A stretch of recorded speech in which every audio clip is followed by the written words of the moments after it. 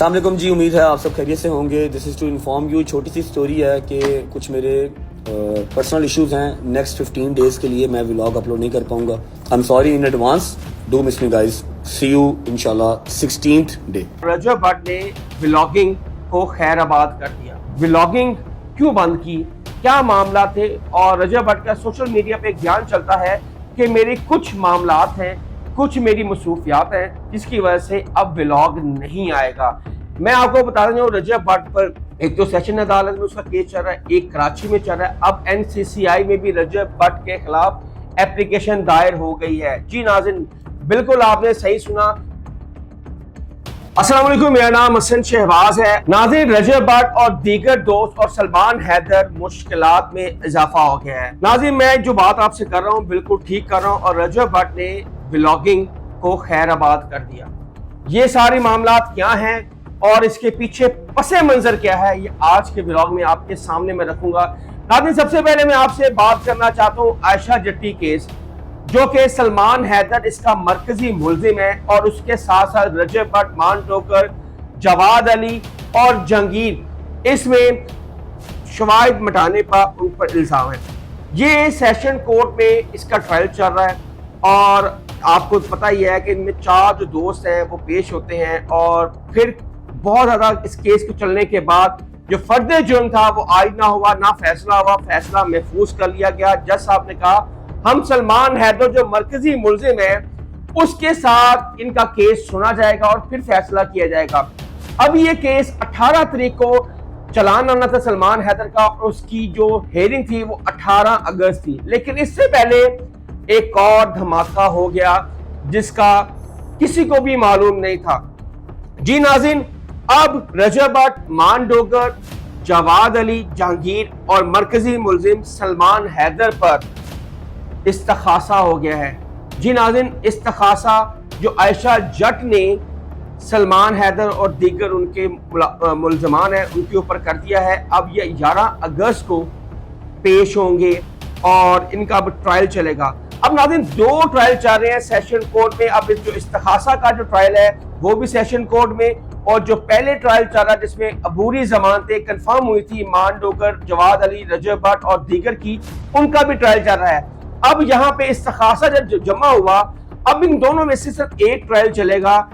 اب دیکھتے ہیں کون سا ٹرائل چلتا ہے، کون سا ٹرائل نہیں چلتا. اس کیس میں ایک ٹرائل چلے گا. یہ دونوں ٹرائل کو ایک جگہ سم اپ کر ایک جج سنیں گے. ناظرین، یہ جو استخاصہ ہے نا، یہ تو بہت مشکل ہوتا ہے. اگر 200 یا 250 استخاصے جج کے بعد جاتے ہیں نا، تو اس میں سے 2 یا 3 ہی قبول ہوتے ہیں، باقی ریجیکٹ ہو جاتے ہیں. اس کا مطلب ہے کہ اس FIR میں یا اس کیس میں ایسا کچھ تھا جس کی وجہ سے جو جج صاحب ہیں انہوں نے استخاصے کو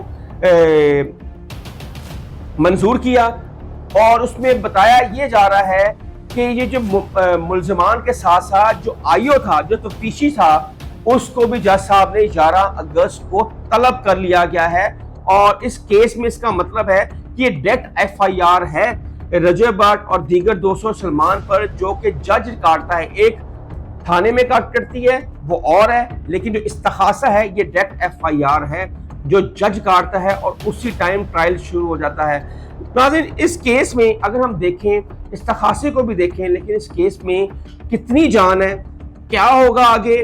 کیا اس استخاصے کی وجہ سے رجب بٹ کا جو ٹائم پیریڈ ہے وہ بڑھ جائے گا، پیشیاں بڑھ جائیں گی، سال بھی لگ سکتا ہے، 2 سال بھی لگ سکتا ہے، 3 سال بھی لگ سکتا ہے. لیکن فیصلہ کیا آئے گا؟ کیا اس کیس میں اتنی جان ہے کہ استخاصہ ایڈمٹ ہو گیا؟ کیا جج صاحب نے دیکھا کہ اس میں کوئی لوپ ہول سے، تفتیش میں لوپ ہول سے، جس کی وجہ سے اس IO کو بھی بلایا گیا ہے؟ یہ آنے والا وقت بتائے گا. لیکن میں یہاں پر جو رجب بٹ اور دوسرے ان کے جو ساتھی ہیں اور مرکزی ملزم سلمان ہیں، اب یہ کیس پر لانگ ہوگا، کم از کم 2-3 سال چلے گا. ہر 15 دن 10 دن بعد، ڈیلی ہر 10 دن 15 دن بعد ان کو آنا بھی پڑے گا، عدالتوں میں چکر لگانے پڑیں گے، اور خواری مزید بڑھ گئی ہے. اور اس کے بعد آگے چلتے ہیں. رجب بٹ نے ولاگنگ کیوں بند کی، کیا معاملات تھے؟ اور رجب بٹ کا سوشل میڈیا پہ ایک بیان چلتا ہے کہ میرے کچھ معاملات ہیں، کچھ میری مصروفیات ہیں جس کی وجہ سے اب ولاگ نہیں آئے گا.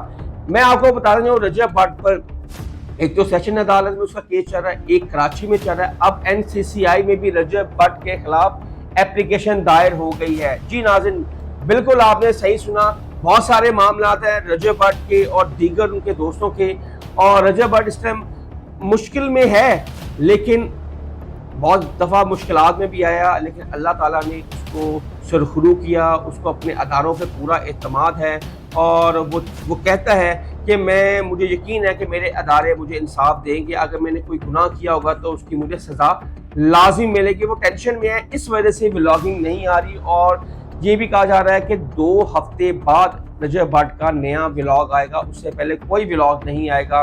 और ये मामला जो चल रहे हैं आपने देखा, आपकी राय क्या है? क्या इस्तिखासा रजब भट्ट के लिए मज़ीद मुश्किलात लाएगा या नहीं, या केस वैसे ही चलेगा, या केस में वही चीज़ें हैं जो पहले थी, या अब कोई नई चीज़ें उनको मिली हैं? ये आने वाला वक्त बताएगा। तब तक के लिए हसन शहबाज को इजाज़त दें। अल्लाह हाफ़िज़।